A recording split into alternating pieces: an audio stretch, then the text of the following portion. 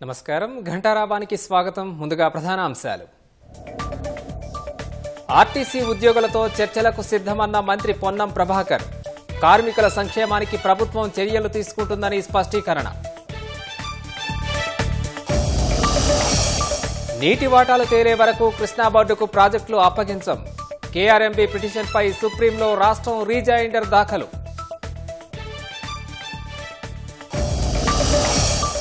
ఇష్టం లేని పెళ్లి చేశారని హైదరాబాద్లో వివాహిత ఆత్మహత్య. 5 అంతస్తుల భవనంపై నుంచి దూకి మృతి చెందిన లక్ష్మి.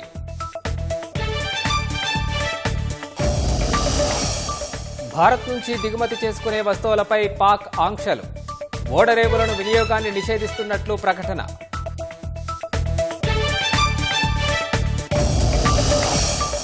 జార్ఖండ్లో ప్రభుత్వాసుపత్రిలో కూలిన కారిడార్. శిథిలాలు మీదపడి 2 మృతి, మరొకరికి తీవ్ర గాయాలు.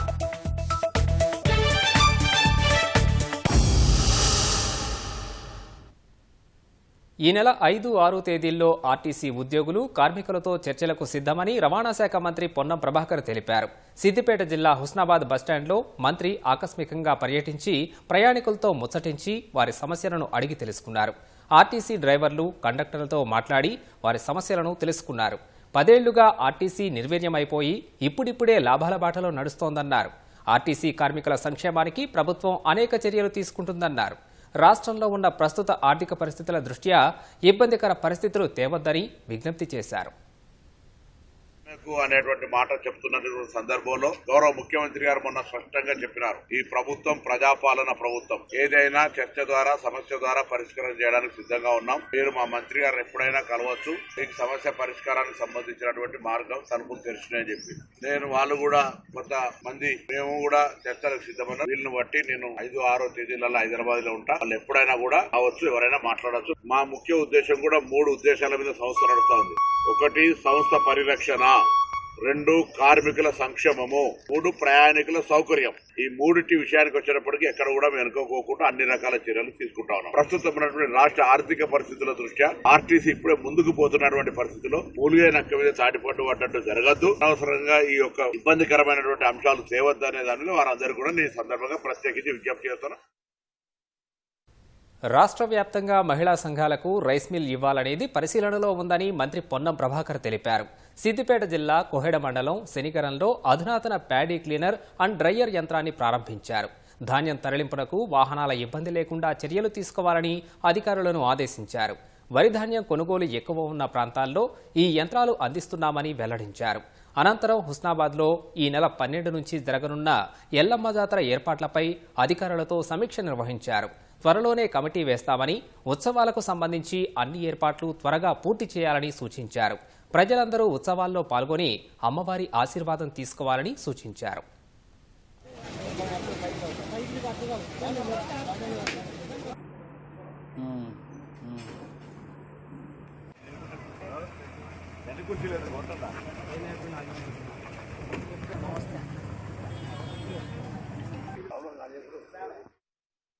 సందర్భంగా ఎక్కడెక్కడైతే హైయెస్ట్ ప్రొక్యూర్మెంట్ ఉందో దానికి సంబంధించినటువంటి ఫెసిలిటీ క్రియేట్ చేయాలని చెప్పి కోరుతా ఉన్నా. శనివారం ప్రాజెక్ట్ కింద ఉంటుంది కాబట్టి కొంత ప్యాడీ బాగా డిపెండెన్స్ ప్యాడీ ప్రొక్యూర్మెంట్ ఎక్కువ ఉంటుంది. వాళ్ళు కూడా ప్రాజెక్టు సంబంధించిన కాలువ కొంత డిసిలిటేషన్ ఆ కాలువ పూడికలు తీయమని కోరుతా ఉన్నా. తప్పకుండా ఇరిగేషన్ అధికారుల దృష్టికి తెచ్చి వాటిని ఆదేశించి, అదేవిధంగా ఇప్పుడే బస్సు కూడా ఒకటి అడిగినారు. తప్పకుండా డిఎం సిద్దిపేట గారికి నేను కూడా మిమ్మల్ని జేసీ గారు మాట్లాడారు. ఇలా కోరిక రిప్రజెంటేషన్ పంపిస్తాను. నేను కూడా మా ఆఫీస్ ఆర్టీసీ ఓఎస్డీ చెప్తాను.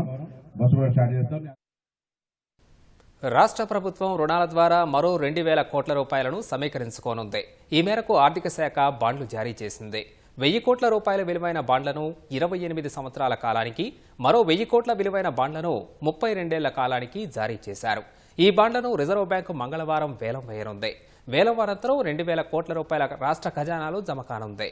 2025-26 ఆర్థిక సంవత్సరంలో రాష్ట్ర ప్రభుత్వం ఏప్రిల్ నెలలో 4,400 కోట్ల రూపాయలు అప్పుగా తీసుకుంది. తాజాగా తీసుకునే రుణంతో ఆ మొత్తం 6,400 కోట్లకు చేరనుంది.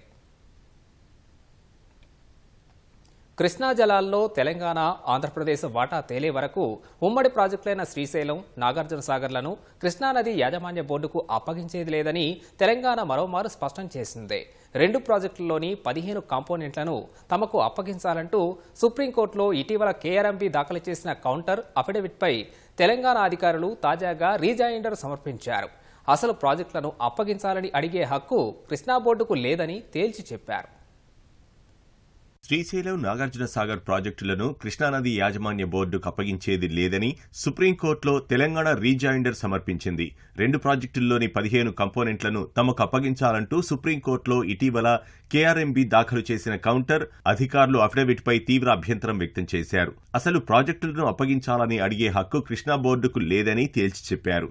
కేంద్ర ప్రభుత్వ పరిధిలోనే బోర్డు పనిచేస్తుంది కానీ కేంద్ర ప్రభుత్వం తరఫున స్పందించే అధికారాలను విభజన చట్టం బోర్డుకు ఇవ్వలేదని స్పష్టం చేశారు. ప్రాజెక్టులను అప్పగించాలంటూ కేంద్ర ప్రభుత్వం తరఫున కేఆర్ఎంబీ ఉమ్మడి అఫిడవిట్ను సమర్పించరాదని పేర్కొన్నారు. కౌంటర్ అఫిడవిట్ సమర్పించే క్రమంలో ఒక్కసారి కూడా బోర్డులో ఉన్న తెలంగాణ సభ్యుల అభిప్రాయాలను బోర్డు తీసుకోలేదని ఆక్షేపించారు. ఇదే సమయంలో ఏపీ తరఫున ఎగ్జిక్యూటివ్ ఇంజనీర్ కౌంటర్ అఫిడవిట్ను దాఖలు చేశారని అభ్యంతరం వ్యక్తం చేశారు. దీంతో కేఆర్ఎంబీ దాఖలు చేసిన కౌంటర్ అఫిడవిట్కు విచారణ అర్హత లేదని కొట్టేయాలని విజ్ఞప్తి చేశారు.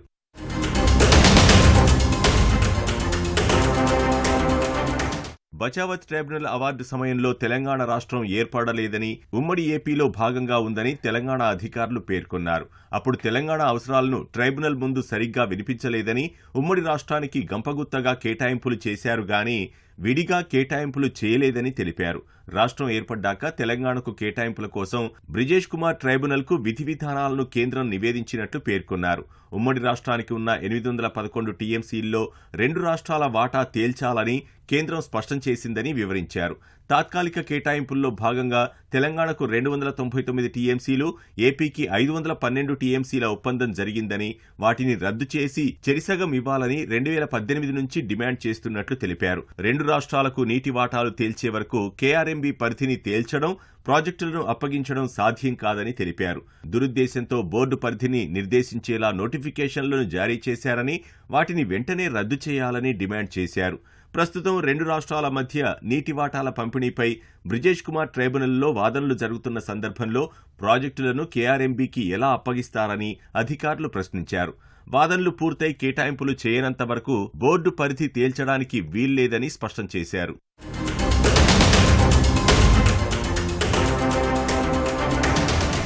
శ్రీశైలం ప్రాజెక్టులో విద్యుదుత్పత్తి ఉత్తర్వు రద్దు చేయాలంటూ దాఖలు చేసిన పిటిషన్లో కూడా బోర్డు ఇదే తరహాలో మధ్యంతర పిటిషన్ను దాఖలు చేస్తే న్యాయస్థానం తిరస్కరించిందని తెలంగాణ అధికారులు గుర్తు చేశారు. నీటి వాటాలు తేలకుండా కృష్ణా బోర్డుకు ప్రాజెక్టులు అప్పగిస్తే రాష్ట్రానికి తీరని అన్యాయం జరుగుతుందని ఆందోళన వ్యక్తం చేశారు. తెలంగాణకు ఇప్పటికే తీవ్ర అన్యాయం జరిగిందని, కేంద్రం కూడా తగిన చర్యలు తీసుకుని న్యాయం చేయడం లేదని తెలిపారు. తమకు కూడా అదనపు కౌంటర్ అఫిడవిట్లు, డాక్యుమెంట్లు సమర్పించేందుకు అవకాశం ఇవ్వాలని తెలంగాణ అధికారులు కోరారు. ఆరుగాలం కష్టించి పండించిన పంటను అమ్ముకునేందుకు అన్నదాతలు అరిగోసపడుతున్నారు. అమ్మపోతే అడవి, కొనపోతే కొరివి అన్న చందంగా తయారైంది ఖమ్మం జిల్లా కర్షకుల పరిస్థితి. మార్కెట్లో ధాన్యం కొనుగోళ్లు వేగంగా జరగక రైతులు రోజుల తరబడి పడిగాపులు కాస్తున్నారు. అకాల వర్షాలతో ధాన్యం నీటిపాలవుతోందని ఆవేదన వ్యక్తం చేస్తున్నారు. వ్యాప్తంగా యాసంగిలో 2,80,000 ఎకరాల్లో వరి సాగు చేసినట్లు ప్రభుత్వ లెక్కలు చెబుతున్నాయి. 2,58,000 మెట్రిక్ టన్నులు ధాన్యం కొనుగోలు చేయాలని అధికారులు లక్ష్యంగా పెట్టుకున్నారు. అందుకు వివిధ ప్రభుత్వ ఏజెన్సీల ద్వారా కొనుగోలు కేంద్రాలు ప్రారంభించారు. ప్రభుత్వం సన్నవడ్లకు బోనస్ ప్రకటించడంతో జిల్లాలో అధిక సంఖ్యలో రైతులు ధాన్యం ప్రభుత్వానికి అమ్మేందుకు సిద్ధమయ్యారు. తీరా కొనుగోలు కేంద్రాల వద్దకు తీసుకువస్తే కొనేవారు లేక రోజుల తరబడి వేచి చూడాల్సిన పరిస్థితి ఏర్పడుతోందని రైతులు వాపోతున్నారు. ఈ ఐకేపీలను అడుగుతున్నాం, మాకు పైన మిల్లులు అలాట్మెంట్ చేయలేదంటారు. ఆర్ఏ గారిని అడుగుతున్నాం, మేము అలాట్మెంట్ చేసినామని ఆయన అంటుండు. ఇప్పుడు 3 రోజులు కాటా వేసారు, వేసిన కూడా 4 రోజుల మంచిగా ఎత్తట్లే. ఇదివరకు బత్తాలు రాలేదు, ఖాళీ బత్తాలు రాలేదు, ఖాళీ బత్తాలు వచ్చిన వాటిని మళ్ళీ ఏ నమ్మకాట అంటే మేము ఎత్తే దిగుబడి తక్కువ వస్తాయి, అవి మానెత్తిన పడతాయి, మేము కాటాలు ఏమేయం, అవి మిల్లులు అలైన్మెంట్ కావట్లేదు డోక్రాలు అంటారు. రాత్రి పెట్టిన మబ్బుకి గట్టిగా వాన కురితే మా పరిస్థితి ఏంది? ఇక్కడికి వెళ్ళి ఏ అధికారులు వచ్చిన వాళ్ళు లేరు. ప్రభుత్వం మాత్రమే జవాబులు చెబుతుంది. మీకు బోనస్ వస్తుంది, మీరు ఐకేపీకి వేసుకోండి, మీకు 24 గంటల డబ్బులు పడతాయి అని ప్రభుత్వం చెబుతుంది. ప్రభుత్వం చెప్పిన చావట్లో మరి ఇక్కడ నడవట్లే. ఇప్పుడు 15 రోజుల నుంచి ఇక్కడ పోసి ఇంతవరకు కాటాలు కావట్లేదు. ఎప్పుడన్నా ఒక రోజు ఒక 3-4 రోజులకు ఒక రోజు ఒక 2 కూట్లు వేసి ఒక లారీ ఎత్తి ఆ లారీ ఎత్తిన తర్వాత ఒక 10 రోజుల దాకా అసలు మళ్ళీ కాటాలు వేసే పరిస్థితి లేదు. ఇప్పుడు వేసిన కాటా బత్తాలు కూడా అంతే ఉన్నాయి. 20 రోజుల నుంచి ఇదే తిప్పలవుతుంది. ఇంతవరకు కాటాలు అయితే కాలేదు. ఇప్పటికైతే 5 కేజీలు కటింగ్ అంటారు. ఇష్టం వచ్చినట్టు చేస్తారు. దీన్ని మాట్లాడేవాడు లేడు. మా ఒడ్లు పోసి 15 రోజులు అవుతుంది. ఇంతవరకు కాటాల ఉన్నదే ఆ కొద్దిగా పట్టాలకి వాటికే పోతున్నాయి. మరి అవి వేసుకోకుండా మిల్లుకు తోడుకుందామంటే రేట్లు లేవు. ఒంటరిగా ఉండేవాళ్ళం ఏం చేయాలి సార్? మరి మేము ఇట్లా అసలు వాటిని మందరిచ్చేవాళ్ళు లేరు, ఏమి లేరు, కాటాలు లేవు. మరి మా ఒడ్ల పరిస్థితి ఏంటి సార్? ఖమ్మం జిల్లా వ్యాప్తంగా పౌర సరఫరాల అధికారులు రైతుల నుంచి కొనుగోలు చేసిన ధాన్యాన్ని తరలించేందుకు 69 మిల్లులను ఎంపిక చేశారు. ఐకేపీ, డీసీసీబీ ప్రాథమిక సహకార కేంద్రాల ద్వారా కొనుగోలు చేస్తున్నారు. వివిధ కారణాల వల్ల ధాన్యం కొనుగోలు ఆలస్యంగా సాగుతోంది. గన్ని సంచులు లేవని, మిల్లర్లు దిగుమతి చేసుకోవడం లేదని సిబ్బంది వివిధ కారణాలు చెబుతున్నారు. అకాల వర్షాలు రైతులను ఆందోళనకు గురిచేస్తున్నాయి. కొనుగోలు కేంద్రాల వద్ద ఆరబోసిన ధాన్యం వానలకు తడిసిపోతుందని ఆవేదన వ్యక్తం చేస్తున్నారు. ప్రైవేట్ వ్యాపారులకు మేలు చేసేలా సిబ్బంది చర్యలుంటున్నాయని రైతులు ఆరోపిస్తున్నారు. ఇక్కడ పోసి 15 రోజులు అయింది. 15 రోజుల నుంచి కూడా మ్యాచర్ అన్నారు. అటో ఇటో ఎండబెట్టి వచ్చింది. వేస్తాం అంటున్నారు. మరి ఇంతవరకు అయితే వేయట్లే. మొన్నటిదాకానేమో బస్తాలు లేవు అన్నారు. ఇప్పుడు బస్తాలు వచ్చినా కూడా వేస్తారేమో అని 3 రోజులు అయింది. బస్తాలు వచ్చి వేస్తారేమంటే అప్పటికి కూడా ఇంకా అది సాకులు చెప్తా ఉన్నారు. వేసిన బస్తాలు దిగట్లేదు, అది చెబుతా ఉన్నారు. వాళ్ళు గవర్నమెంట్ ఏమంటుంది, ఈ ఐకేపీ సెంటర్ని సద్వినియోగం చేసుకొని ప్రతి కింద కూడా గవర్నమెంట్కి అమ్మండి, బోనస్ పడుతుంది అని చెబుతుంది. అని ఇక్కడ పోస్తేనేమో వేద్దామంటే కొనే దిక్కు లేదు అసలు. మరి వర్షం వస్తే మళ్ళీ ఇంకా ఇబ్బంది అయితే తొందరగా కొనుగోలు చేయాలి. మిల్లులు కూడా అలాట్మెంట్ ఇవ్వాలని ప్రభుత్వాన్ని ఒక 3 లోళ్ళు ఏమో తోలేరండి. 3 లారీలు తోలిన కానుండి ఇదే పరిస్థితి. అదే రాత్రి మబ్బు కిరణ్ పట్టింది, వాన వస్తే మా పరిస్థితి ఏంది? మొత్తం ఇక్కడ నీళ్ళు ఆగుతాయి. అది మా బాధ అంతా. మరి ఎవరు రాలేదా? మరి ఎన్ని రోజులు 10-20 రోజుల మంచి తిరుగుతూనే ఉంటున్నాం. ఎవరు మరొకటి ఒడ్లు కొనకపోతే ధర్నాగాడు చేస్తాం. ఇక మాకు లేదు, కలెక్టర్ గారి కాడికైనా పోవాలి. ఇది లెక్క. మమ్మల్ని అమ్మి పెట్టి మేమంతా నాశనం అయిపోతాం. పెట్టుబడులు పెట్టి ఇప్పుడు తలకాయలు పట్టుకున్నాం. ఒకరు రాత్రి వాన వస్తే ఒకడు నీళ్ళు లేకుండా ఒక్కొక్కరు తిరుగుతారు. రేయింబవళ్లు కష్టపడి పంటలను పండించడం ఒక ఎత్తైతే పంటలను అమ్మడం పెద్ద సవాల్గా మారిందని రైతులు ఆవేదన వ్యక్తం చేస్తున్నారు. ప్రభుత్వం స్పందించి కొనుగోళ్లు వేగంగా జరిగేలా చూడాలని విజ్ఞప్తి చేస్తున్నారు.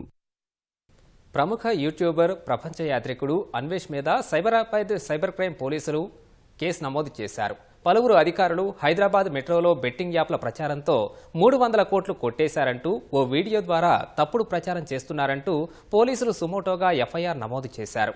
డీజీపీతో పాటు సీనియర్ అధికారులు ఎన్వీఎస్ రెడ్డి, శాంతికుమారి, దానకిషోర్, వికాస్ రాజ్ తదితరులు 300 కోట్ల రూపాయలు దోచేశారని అన్వేష్ ఆరోపణలు చేశాడు. దేశానికి వ్యతిరేకంగానూ కొన్ని వ్యాఖ్యలు ఈ వీడియోలో ఉన్నాయి. ప్రజల్లో గందరగోళం సృష్టించాలనే ఉద్దేశంతో ప్రభుత్వాధికారులు, చట్టబద్దమైన సంస్థల ప్రతిష్ట దెబ్బతీసేలా ప్రభుత్వం మీద వ్యతిరేకత, ద్వేషాన్ని కలిగించాలని వీడియో ఉందని పోలీసులు పేర్కొన్నారు. హైదరాబాద్ జీడిమెట్ల సుభాష్ నగర్లో ఇష్టం లేని పెళ్లి చేశారని ఓ వివాహిత ఆత్మహత్య చేసుకుంది. 5 నెలల క్రితం శ్రీకాకుళానికి చెందిన హరికృష్ణతో లక్ష్మికి వివాహం జరిగింది. సొంతూరు నుంచి బతుకు తెరువు కోసం దంపతులు హైదరాబాద్కు వచ్చారు.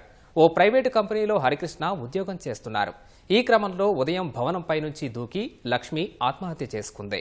ఇష్టం లేని పెళ్లి చేశారని లక్ష్మి కొద్ది కాలంగా బాధపడుతోందని, ఆ మనస్తాపంతోనే ఆత్మహత్య చేసుకుందని స్థానికులు పోలీసులకు తెలిపారు. పోలీసులు కేసు నమోదు చేసుకుని దర్యాప్తు చేస్తున్నారు. హైదరాబాద్లో ఇటీవల జరిగిన ఓ దొంగతనం కేసులో నేపాల్ గ్యాంగ్ ఊహా చిత్రాలను పోలీసులు విడుదల చేశారు. వారిని పట్టుకోవడానికి పోలీసులు దర్యాప్తు ముమ్మరం చేశారు. దుండగులపై లుకౌట్ నోటీసులు జారీ చేశారు. గత నెల 21వ తేదీన హైదరాబాద్లోని ఓ వ్యాపారి దంపతులకు ఆహారంలో మత్తుమందు కలిపి ఇచ్చి వారిద్దరూ అపస్మారక స్థితికి చేరుకోగానే కిలో బంగారం, దాదాపు 75 లక్షల రూపాయల నగదును తీసుకుని పారిపోయారు. దుండగులను పట్టుకునేందుకు కాచిగూడ పోలీసులు ప్రత్యేక బృందాలను నియమించారు. నేపాల్, భారత సరిహద్దు ప్రాంతాల్లో పోలీసులకు సమాచారాన్ని చేరవేసినట్లు వివరించారు. వరంగల్ జిల్లాలో దొంగలు రెచ్చిపోయారు. తాళం వేసిన ఇళ్లే లక్ష్యంగా చోరీలకు పాల్పడుతున్నారు. ఏప్రిల్ 28న ఖానాపురంలో ఓ వ్యక్తి కుటుంబంతో సహా తిరుపతికి వెళ్లారు. మే 3న సాయంత్రం ఇంటికి తిరిగి వచ్చేసరికి ఇంటి తాళాలు పగలగొట్టి కనిపించాయి. ఇంట్లోకి వెళ్లి చూడగా వస్తువులన్నీ చిందరవందరగా పడి ఉన్నాయి. బీరువాలో దాచిన 20 లక్షల విలువ చేసే 21 తులాల బంగారం, 2.5 లక్షల విలువ చేసే దాదాపు 3 కిలోల వెండి ఆభరణాలు అపహరణకు గురైనట్లు కుటుంబ సభ్యులు గుర్తించారు. వెంటనే ఖానాపురం పోలీసులకు సమాచారం అందించగా పోలీసులు క్లూస్ టీంతో పరిశీలించారు. బాధితుల ఫిర్యాదు మేరకు కేసు నమోదు చేసుకుని దర్యాప్తు చేస్తున్నట్లు పోలీసులు తెలిపారు.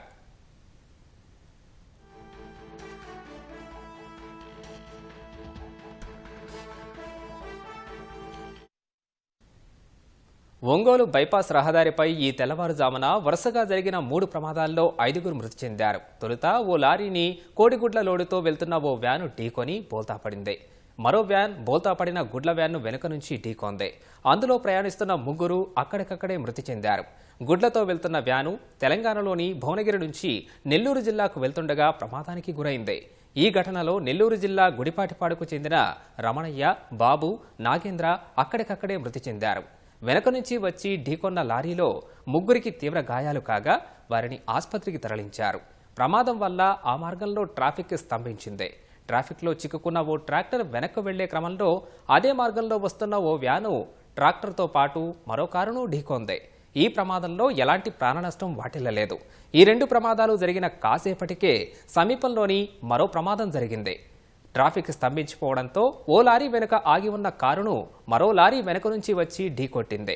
దీంతో కారు ముందు నిలిచి ఉన్న లారీని ఢీకొని 2 లారీల మధ్య చిక్కుకుని నుజ్జునుజ్జైంది. కారులోని 5గురు ప్రయాణికులకు తీవ్ర గాయాలు కాగా వారిని ఆసుపత్రికి తరలిస్తున్న క్రమంలో 2 మృతి చెందారు. మృతులను గుంటూరు జిల్లా కాకానికి చెందిన పావని, కౌశిక్గా గుర్తించారు. వీరంతా కారులో గుంటూరు నుంచి తిరుమల వెళ్తుండగా ప్రమాదానికి గురైనట్లు తెలిసిందే. ప్రకాశం జిల్లా ఎస్పీ దామోదర్ సంఘటనా స్థలాన్ని పరిశీలించారు. రోడ్డు మధ్యలో బోల్తా పడిన వ్యాను, కారును క్రేన్ల ద్వారా తొలగింపజేసి ట్రాఫిక్ను క్రమబద్ధీకరించారు.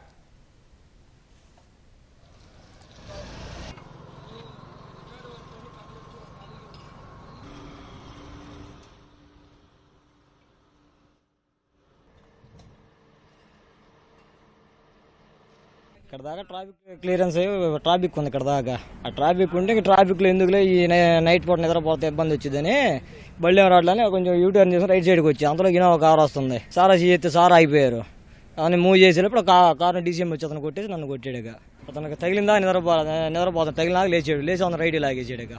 ఇక నా మీదకి వచ్చడానికి భయం వేసి బండి పెట్టి పక్కకి వెళ్ళిపోయాను. నడిచి పోయేటప్పుడు కొంచెం మోకాలు ఇంజరీ అయింది. ముందు అక్కడ మేజర్ యాక్సిడెంట్ జరిగింది కదా, దానివల్ల ట్రాఫిక్ అంతా అయిపోయింది. మేము ఇక్కడ ఆపుకున్నాం. ఈ ట్రాక్టర్ ఏదైతే ఉందో మా ముందు ఉంది, అది ఆగడం వల్ల అతను యూటర్న్ తీసుకొని వెనక్కి వెళ్ళిపోదామని చెప్పి యూటర్న్ తీసుకుంటున్నాడు.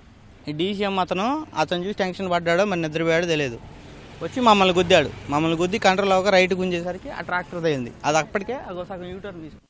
దానివల్ల మాది ముందున్న వెహికల్ తగిలింది. గుద్దటం వల్ల లోడ్ బండి కదా, కంట్రోల్ అవ్వక వెళ్ళి ముందు బండి తగిలింది. ముందు డ్యామేజ్ అయింది, వెనక డ్యామేజ్ అయింది. వెహికల్ మమ్మల్ని లెఫ్ట్ సైడ్ కొట్టి దాన్ని రైట్ సైడ్ కొట్టింది. తగిలితో అక్కడ తగిలింది. మార్నింగ్ అరౌండ్ 4:50 ఆ టైంలో ఒంగోలు ఈస్ట్ బైపాస్ ఇది అరౌండ్ టువర్డ్స్ సౌత్ వైపు 4:50కి ఒక లారీకి పంచర్ అవ్వడం వల్ల అతను సైడ్కి బండి పెట్టి పంచర్ వేసుకొని బయలుదేరే టైంలో బ్యాక్ సైడ్ నుంచి ఒక కోడిగుడ్లు క్యారీ చేస్తున్నటువంటి ఒక లారీ హిట్ చేసింది. దాంట్లో ఉన్నటువంటి 3 డ్రైవరు 2 క్లీనర్లు స్పాట్లో చనిపోయారు. అది జరిగినాక అది వెనక నుంచి మళ్ళీ ఇంకొక హార్వెస్టర్ తీసుకెళ్తున్నటువంటి ఒక ట్రక్ అది కూడా హిట్ చేసింది. దాంట్లో కూడా ఒక 4 ఉన్నారు. సో దాంట్లో ఒక అతనికి బాగా ఇంజురీస్ అయ్యాయి, లెగ్ ఫ్రాక్చర్ అవ్వటం. మిగతా 3ని జీజీహెచ్కి షిఫ్ట్ చేసాం. ఆ తర్వాత దాదాపు ఒక 1/2 కిలోమీటర్ దూరం ఇది ట్రాఫిక్ అంతా జామ్ అయింది. జామ్ అయిన తర్వాత వెనక నుంచి ఇంకొక కారు నిలబడి ఉంది. ఆ ట్రాక్టర్ కూడా ట్రాఫిక్ జామ్ అయిందని రైట్ సైడ్ డైరెక్షన్లో వాళ్ళు రిటర్న్ వెళ్దామని లోకల్ డ్రైవర్ అతను రిటర్న్ తీసుకునే టైంలో బ్యాక్ నుంచి వచ్చినట్టు లారీ హిట్ చేసింది. బట్ అక్కడ ఎవరికి ఇంజరీ జరగలేదు. తర్వాత అక్కడి నుంచి మళ్ళీ ఒక 300-400 మీటర్స్లో ఇక్కడ వరకు ట్రాఫిక్ జామ్ అయింది. ఒక లారీ వెనక 3 లైన్లు ట్రాఫిక్ జామ్ ఉంది. బ్యాక్ సైడ్ ఒక కారు నిలబడి ఉంటే ఈ వెహికల్ బ్యాక్ సైడ్ నుంచి రావటం ఆ కార్ని హిట్ చేయడం జరిగింది. స్పాట్లో 2 చనిపోయారు. అలాగే ఒకరు సీరియస్గా ఉందని హాస్పిటల్కి తీసుకెళ్లారు. ఇంకా 3 ఉన్నారు దాంట్లో. వాళ్ళు గుంటూరు నుంచి టువర్డ్స్ నెల్లూరు వెళ్తున్నారు. సో వీళ్ళు 3 సంఘమిత్ర హాస్పిటల్లో ఉన్నారు. ఈ నేషనల్ హైవే అందరినీ కోఆర్డినేట్ చేసి మొత్తం రోడ్ అంతా ట్రాఫిక్ క్లియర్ చేసాం. ఆగున్నటువంటి రోడ్లలో దాదాపు ఒక క్లియర్ రోడ్ ఇది, లైటింగ్ అంతా కూడా ఉంది. మార్నింగ్ వస్తున్నటువంటి వెహికల్ని ఆగున్నటువంటి వెహికల్ని కుదరడంటే ప్యూర్లీ వీళ్ళు నిద్రపోవడం కానీ లేదంటే ఏం జరగదులే ఏం కాదులే కింద చిన్న కార్లే కదా అన్నటువంటి నెగ్లిజెన్స్తో డ్రైవ్ చేసినట్టుంది వీళ్ళు. సో ఒక ఇద్దరు డ్రైవర్లు అయితే మనకు అద్దీలో ఉన్నారు, ఇంకొక అతను పరారీలో ఉన్నాడు. వీళ్ళ క్యాచ్. వరంగల్ జిల్లా నరసంపేట పట్టణంలో కూరగాయల మార్కెట్ కమిటీ సహకారంతో ఈటీవీ ఈనాడు తెలంగాణ ఆధ్వర్యంలో చలివేంద్రాన్ని ఏర్పాటు చేశారు. రైతు బజార్లో నిత్యం రద్దీ ఉంటుందని, వేసవిలో వారి దప్పికను తీర్చాలనే ఆలోచన అభినందనీయమంటూ పట్టణ సీఐ కొనియాడారు. మార్కెట్ కమిటీ సభ్యుల సమక్షంలో చలివేంద్రాన్ని ప్రారంభించారు. నిత్యం వందలాది మంది రైతులు, వినియోగదారులు వచ్చే కూరగాయల మార్కెట్లో ఈటీవీ ఈనాడు ఆధ్వర్యంలో చలివేంద్రాన్ని ఏర్పాటు చేయడం సంతోషంగా ఉందన్నారు. వేసవికాలం పూర్తయ్యే వరకు కూరగాయల కమిటీ పర్యవేక్షణలో నిర్వహించాలని తెలిపారు. ప్రజలకు ఉపయోగపడే ఇలాంటి కార్యక్రమాలు చేపడుతున్న ఈటీవీ ఈనాడు యాజమాన్యానికి కృతజ్ఞతలు తెలియజేశారు.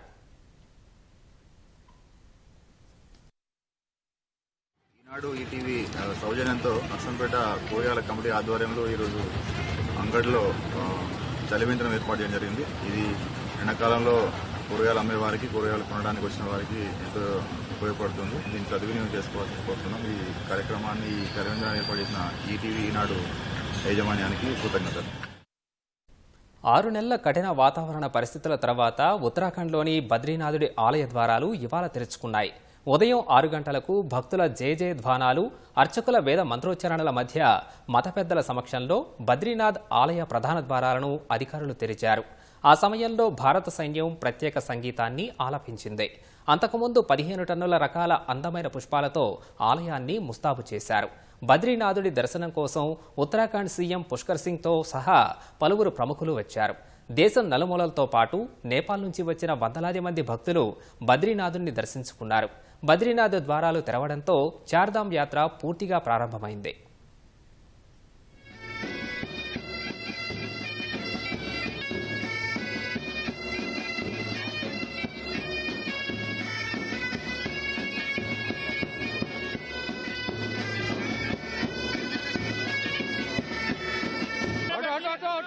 बैठ जाओ वापस। अरे यार आपने ज्यादा फोटोग्राफर हो गए यार आप लोग। सर इधर हाँ सब पीछे आइए, पीछे ये साहब लोग भी पीछे आइए सब।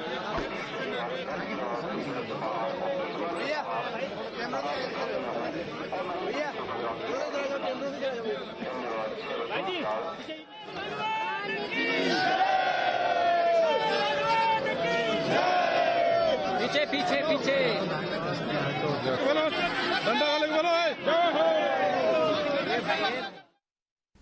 జార్ఖండ్ జంషెడ్పూర్లోని ప్రభుత్వాసుపత్రిలో నిర్మించిన కారిడార్ కూలి ఆ శిథిలాలు మీద పడ్డంతో 2 మృతి చెందారు. మరొకరికి తీవ్ర గాయాలయ్యాయి. ఒక్కసారిగా కారిడార్ శిథిలాలు మీద పడ్డంతో 15 మంది చిక్కుకున్నారు. వెంటనే అక్కడకు చేరుకున్న సహాయక సిబ్బంది కాంక్రీటు దిమ్మలను తొలగించి 12 మందిని రక్షించారు. ఆ సమయంలో 2 మృతదేహాలు కనిపించాయి. మిగిలిన క్షతగాత్రులకు అదే ఆసుపత్రిలో చికిత్స అందిస్తున్నారు.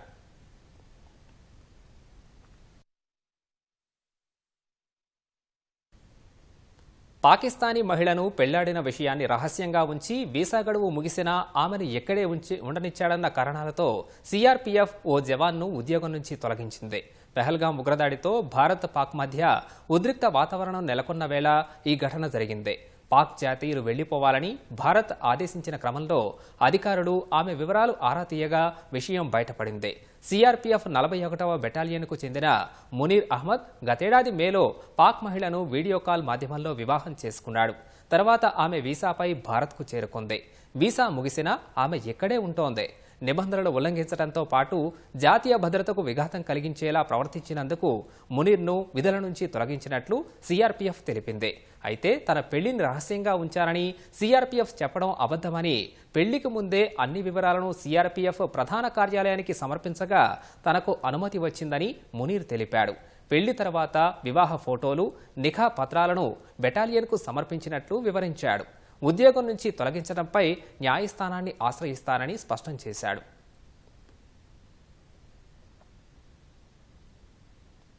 పెహల్గాం ఉగ్రదాడిపై జాతీయ దర్యాప్తు సంస్థ ఎన్ఐఏ తన ప్రాథమిక నివేదికను త్వరలోనే కేంద్ర హోంమంత్రిత్వ శాఖకు సమర్పించనుందని అధికారులు తెలిపారు.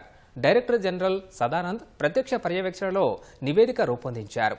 దాదాపు 150 మంది చెప్పిన సాక్ష్యాలు, దాడి జరిగిన తీరుపై 3Dలో పునఃసృష్టి చేసిన దృశ్యాలు, ఘటనా స్థలంలో దొరికిన ఆయుధాల సంబంధిత ఆధారాలు సహా పలు వివరాలతో నివేదిక తయారైంది. ఎన్ఐఏ డైరెక్టర్ జనరల్ కొద్ది రోజుల క్రితం పెహల్గాంలోని బైసరన్కు వెళ్లి దర్యాప్తు పురోగతి గురించి స్వయంగా పర్యవేక్షించారు.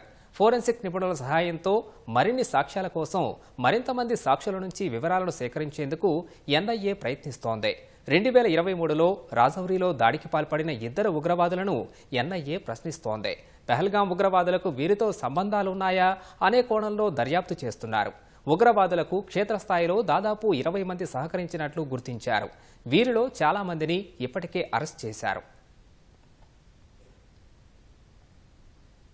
ఉగ్రవాదాన్ని ప్రోత్సహిస్తున్న పాకిస్తాన్ నుంచి అన్ని రకాల దిగుమతులపై భారత్ నిషేధం విధించిన వేళ ఇస్లామాబాద్ సైతం ప్రతీకార చర్యలకు దిగింది.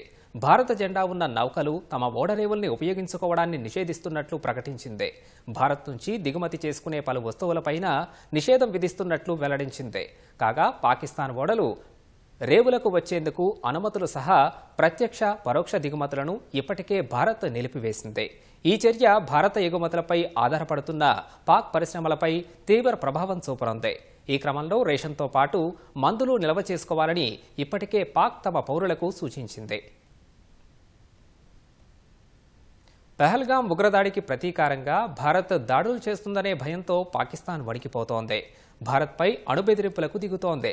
తాజాగా రష్యాలోని పాక్ దౌత్యవేత్త మహమ్మద్ ఖలీద్ జమాలీ మరోసారి అణుబూచిని భారత్కు చూపించే బెదిరించే ప్రయత్నం చేశారు. పాక్పై భారత్ దాడి చేస్తే అణ్వాయుధాలు సహా పూర్తి శక్తిని వినియోగిస్తామని పేర్కొన్నారు. రష్యా ఛానల్ ఆర్టీకి ఇంటర్వ్యూ ఇస్తూ ఈ వ్యాఖ్యలు చేశారు. ఇటీవల లీక్ అయినట్లు చెబుతున్న పత్రాల్లో భారత్ కొన్ని చోట్ల ఖచ్చితంగా దాడులు చేయబోతున్నట్లు తమకు తెలిసిందన్నారు. భారత్తో యుద్ధం విషయానికి వస్తే అంకెల బలం మాయలో పడమని, ప్రజల మద్దతుతో సంప్రదాయ అణుబలంతో పూర్తిస్థాయిలో స్పందిస్తామన్నారు. యుద్ధం వస్తే తాము అణ్వాయుధాలు వాడతామంటూ కొన్ని రోజుల ముందు నుంచే పాక్ నేతలు ప్రకటనలు గుప్పిస్తున్నారు. గత వారం ఆ దేశ రైల్వే శాఖ మంత్రి హనీఫ్ అబ్బాసీ మాట్లాడుతూ తమ వద్ద ఉన్న గజన్నవి, ఘోరీ, షహీన్ క్షిపణులు 130 అణ్వాయుధాలు భారత్ కోసమే ఉంచినట్లు ప్రకటించారు.